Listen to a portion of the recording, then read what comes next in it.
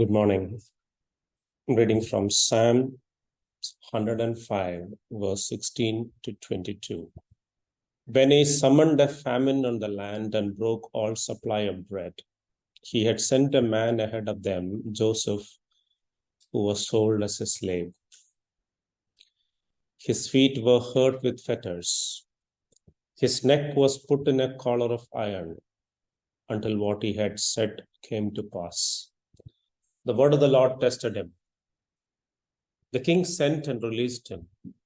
The ruler of the peoples set him free.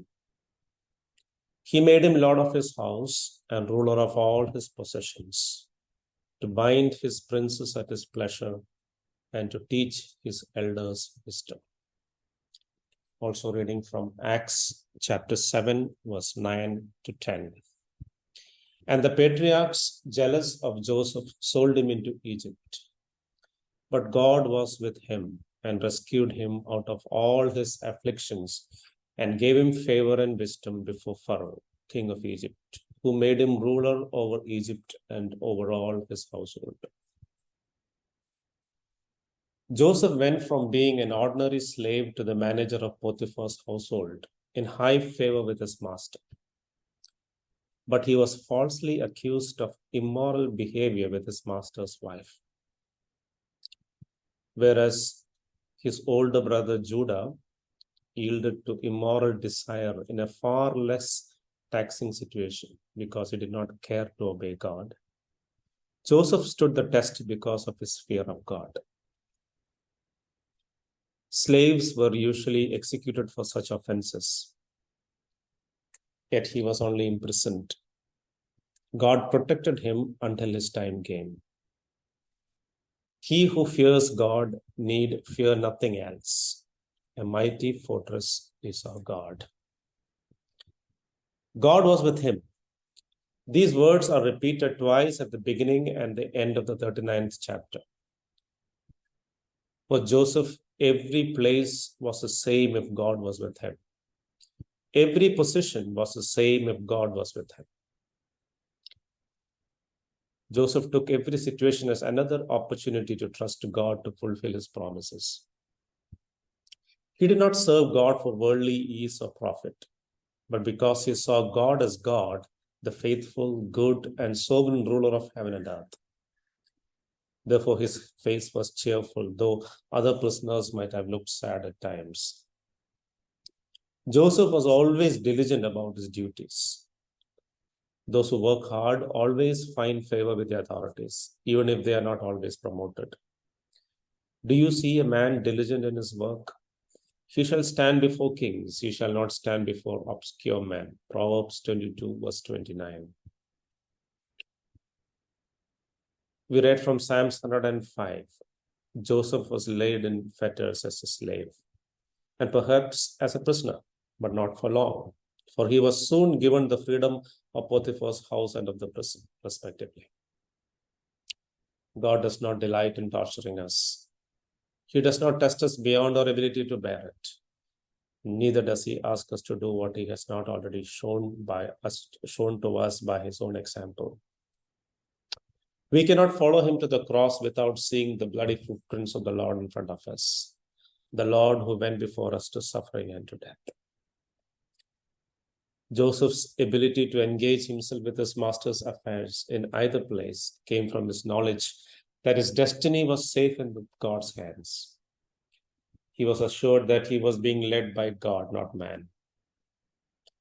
Therefore, his heart was free from self-pity and despair and able to discern and respond to the griefs and troubles of others. Since the Lord became a slave for our sakes, it has become an honorable occupation to serve one another. His knowledge of God is evident in the confidence with which he answers the butler and baker. He saw God as Almighty. Believers need to know their God, for only then will they do valiantly. God gave him the gift of interpreting dreams. He rightly traced it to its source, God, so that his interpretations might have the weight they deserved and bring about the right results. One of the listeners the baker was to die within 3 days. It was necessary to give him a firm foundation on which to believe that his end was near so that he might prepare to meet God. We have credibility only when we speak in God's name, rightly dividing the word of truth, and when we act according to his commands, walking in faith. And our gifts are fruitful only when they are used for his glory. The interpretation of Butler's dream was good, while that of Baker's was unpleasant. But both had to be transmitted so that both might prepare themselves for these future events. If not, the baker might die without warning in a sin. We need to be truthful with those to whom we speak so that they might be able to set things in order. Speaking the truth is an essential feature of the love that the body's members have for one another. Flattering one another is a sign of ensnaring one another. If any of us is appointed to teach, we must tell the full counsel of God. If anyone is called to be a watchman, he must speak to the wicked to warn them of impending judgment when such a word is revealed. Otherwise, the blood of that wicked man will be on the watchman's head. We also need to understand that delays are part of God's plans. Though the butler is still blamable for forgetting Joseph, it is a sign of ingratitude to forget to honor those who did good to us. But from the human viewpoint, the 2-year delay looks frustrating and unforgivable. When our hopes are dashed, we often become disappointed. If it happens more than once, to protect ourselves from further hurt, we may stop praying and hoping at all. But God uses disappointments to bring his servants to the place where their only hope is in him. If Joseph had been released when the butler was freed, he would have been a slave again. At best, he would have been free and probably gone back to his family to be a shepherd again. But God's perspective was different. From that perspective, these years in the jail that housed the king's prisoners provided an excellent education for Joseph. The rough shepherd lad, the favorite in his father's house, first learned to manage the household administration of one of the king's chief courtiers.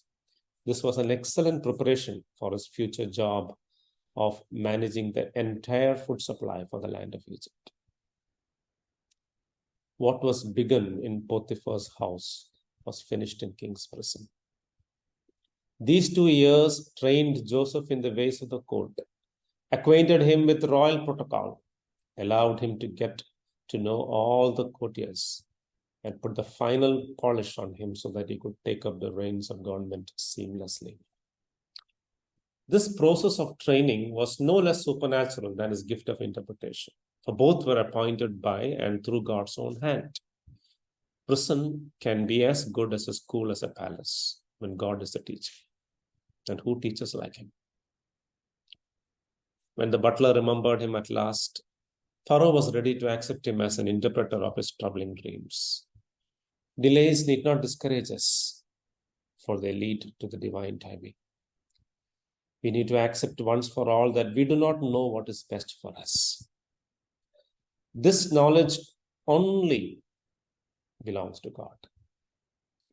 It is fitting for us to accept his sovereign disposal of our affairs with contentment and gratitude, knowing that he works everything for good to those who love him.